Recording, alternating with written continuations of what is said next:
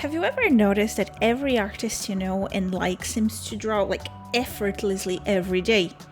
When you ask about it, their answers are often vague, something like, something just clicked, or I just did it. And while you admire their effort and commitment, you're also like, can you be more specific? What do you mean you just did it? Like, how? So on today's video, we're going to take a better look at these just do it things and how you can achieve it.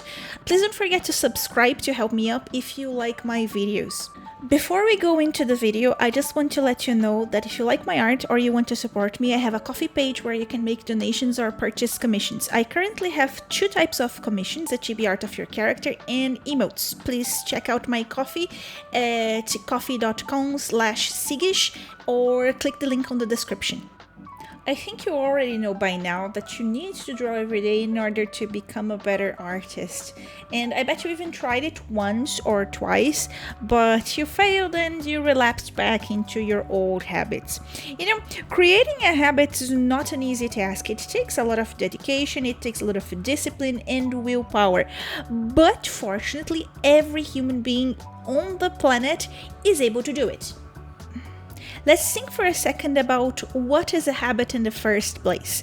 A habit is a type of automation that you do so you don't really have to think about it. Like brushing your teeth or taking a shower. Those are automated actions, so like you don't think about them, you just do them. But if you think about it, it wasn't always like that. When you were young, your mother or father, they used to tell you all the time to do those things. And as time passed, they had to remind you less and less.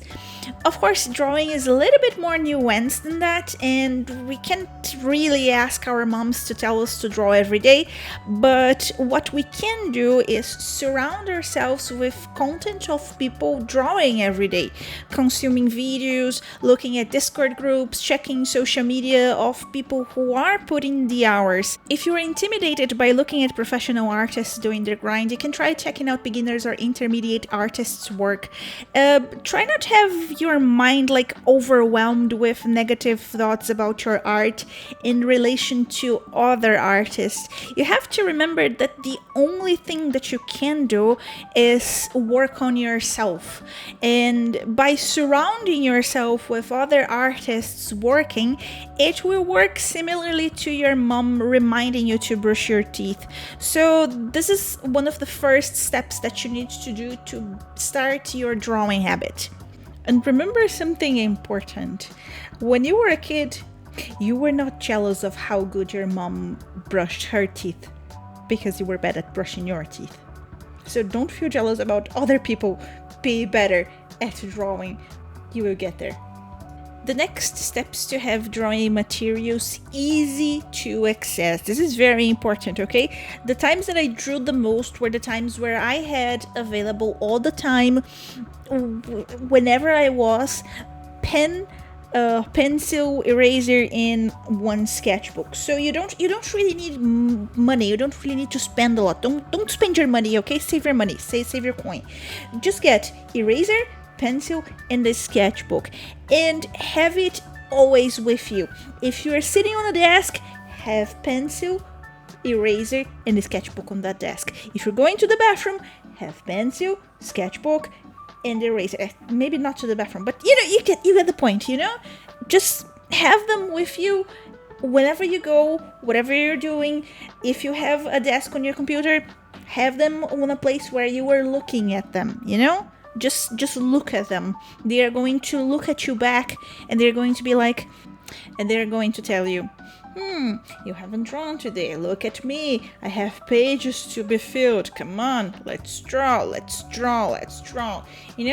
So when you are seeing things, you're more likely to do things. And of course, it will also help if you keep your desk organized. Okay, be clean. Okay, clean and neat and organized. The next step is to not feel guilty about the days you've missed drawing. It's fine to miss a day or 2 days or even 3 days. It's fine as long as you go back to it. And if you fail to find the strength to go back, because sometimes when you quit something, when you stop doing something, you don't feel as encouraged to go back to it.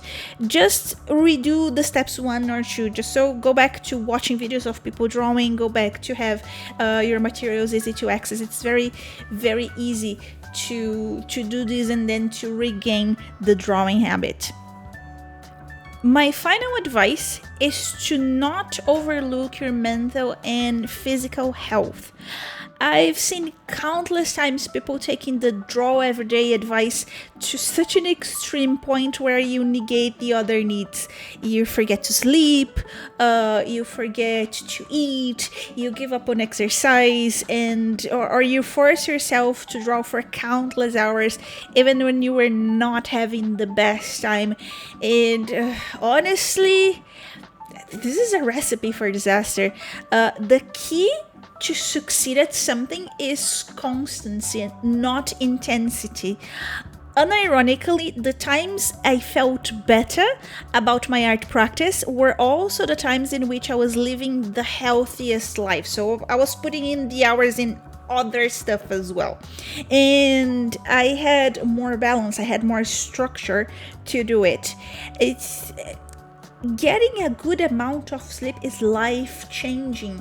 My life completely changed once I started sleeping the right amount of times, okay? So try that. Don't overlook your health, okay? Now, none of these things that I just talked about are going to help in the span of a day or two. It might take months, years. It will all depend on how much you're willing to go through. Just remember that in the end, you are the only one responsible for your practice and your improvement. And it's like, be fair to yourself, be kind to yourself, and take the responsibility when you need to take responsibility. You know, don't hate on yourself just because you missed a day or because you didn't do something that you planned to do. Like, and you know, those things are like this.